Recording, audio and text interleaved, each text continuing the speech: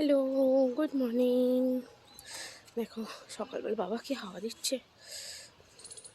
সকালবেলা একটু উপরে এলাম, অনেকক্ষণই উঠেছি কিন্তু রোদটা উঠলো তারপরে এলাম।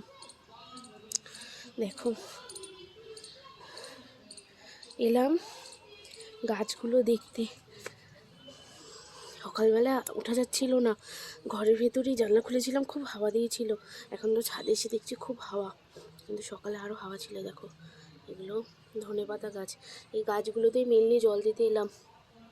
ওই গাছগুলোতে বিকেলে জল দেব, এখন এই গাছগুলোতে জল দেব, কারণ এগুলো যদি এই টানা রোদে থাকে, ছোট ছোট চারা গাছ তো পুরো শুকিয়ে যাবে আর জল দিলে তারপরে পচে যাবে। দেখো জল আছে, তবে তাও মাটি ঝুরঝুরে হয়ে গেছে, দেখতে পেয়েছ? এই সবে 8-9 দিন হয়েছে এই গাছগুলোতে দিয়েছিলাম। দেখো এটার মধ্যে দিয়েছি, এখনও বেরোয়নি। এটা পরশুদিন দিয়েছি, পরশুদিন তার আগের দিন বেরিয়ে যাবে। দাঁড়াও আরেকটা দেখাই। এই গাছগুলো দেখতেই মেয়ে নিলাম। দেখো বাবা, দেখো দেখেছো কত বড় বড় শিকড় বেরিয়েছে। কাল অবধি অল্প অল্প একদম শিকড় ছিল, দেখেছো অঙ্কুর বেরিয়েছে কত কত বড় বড় হয়েছে, পুরো মাটি ধরে নিয়েছে আস্তে আস্তে করে, বুঝেছো? এই গাছটার মধ্যে এইগুলো লঙ্কা গাছ ছিল, তো আমি কি করেছি, লঙ্কা গাছগুলো শুকিয়ে গেছে বলে আর তুলতে পারিনি, এত টাইট হয়ে গেছে, এখনও শক্ত। ভেঙে ভেঙে দিয়েছি, কিন্তু দেখো ভেঙে দিয়েছি, তারপরে এই যে এখান থেকে আবার বেরোচ্ছে গাছ।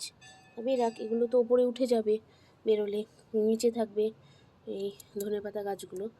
তা আমি এর জন্য আর ওর মধ্যেই দিয়ে দিয়েছি।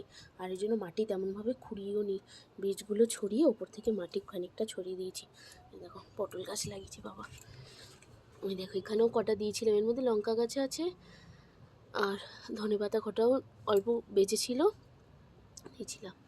দেখো এটার মধ্যেও ওই পরশুদিন ধনেপাতা, ওই ধনের যে দানাগুলো ওইটার মধ্যে দিয়েছি আর এইটার মধ্যে দিয়েছি পরশুদিন। ফুলকপি গাছ এগুলো সব বাবা লাগিয়েছে বস্তার মধ্যে, এখানে 3টে আছে, এখানে 2টো আছে, সব বাবা লাগিয়েছে। দাঁড়াও ওই গাছগুলোতে একটু জল দিয়ে দিই, তারপরে কথা বলছি আবার।